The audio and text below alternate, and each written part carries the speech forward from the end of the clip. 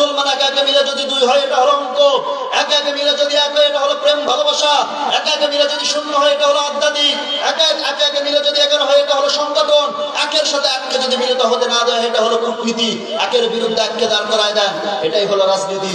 মাঝখানে ষড়যন্ত্রকারীরা ষড়যন্ত্র করে ঢাকা ইউনিভার্সিটির বিপক্ষে ঢাকা সাতটি কলেজকে দাঁড় করে দেওয়ার চেষ্টা করেছিল, কিন্তু কুচক্রী মহল্লা সফল হতে পারবে না ইনশাআল্লাহ। তবে ভারত ষড়যন্ত্র থামায় নাই। মনে রাখবেন মুসলমান, ভারত আমাদের কখনো বন্ধু ছিল না, সদা সর্বদা বাংলাকে শোষণ করে তারা খাবার চেষ্টা করেছে। ভারত তাদের ষড়যন্ত্র চালিয়ে যাচ্ছে, কিন্তু আমাদেরকে কি করতে হবে? সকল প্রকার ষড়যন্ত্রকে রুখে দিতে হবে, আমাদের দাওয়াতি প্রচার বাড়াতে হবে, আমাদের মাঠে ময়দানে কাজ করতে হবে, প্রত্যেকটি ঘরে ঘরে ইসলামের এক একটা দুর্গ করে তুলতে হবে মুসলমান। এই কথা দিবালকের মধ্যে স্পষ্ট।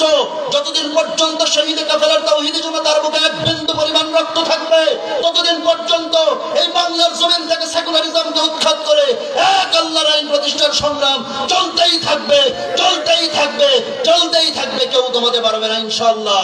সেই সংগ্রামে জান মাল কুরবান দিয়ে